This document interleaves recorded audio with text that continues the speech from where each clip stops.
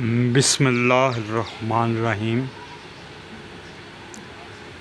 Viewers,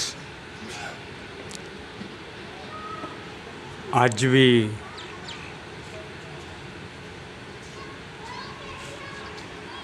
Punjab खसूसन Gujranwala शहर का मंजर है।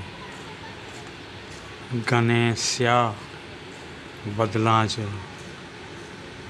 ढकिया है। कल भी बारिश हुई सी, अज भी गालबन जिस तरह का है बदलों का मजाज लग रहा है।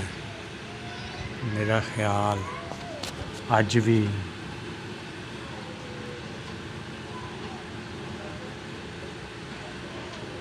बारिश जी इंशाअल्लाह बारिश ही होएगी और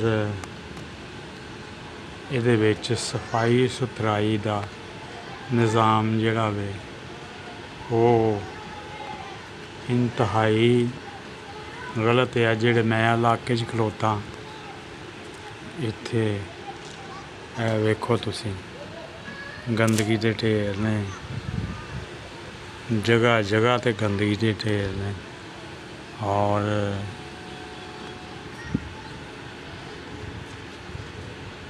जिहड़ा घने बादल ने। पहले भी बारिश हुई ते इहो जे मौसम दे विच जदों बारिश गंदगी तो हुंदी है ते किन्नी तफन ते बदबू फैलदी है और किन्नियां इहदे नाल बीमारियां जन्मदियां।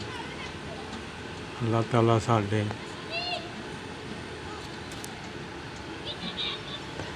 हाल ते रहम फरमाए और साडे हुक्मरानां नूं तौफीक देवे कि जिहड़ा साफ सुथरा पंजाब दा नारा लाया है उन्होंने कोई अमली शक्ल च भी वेखना चाहते हैं।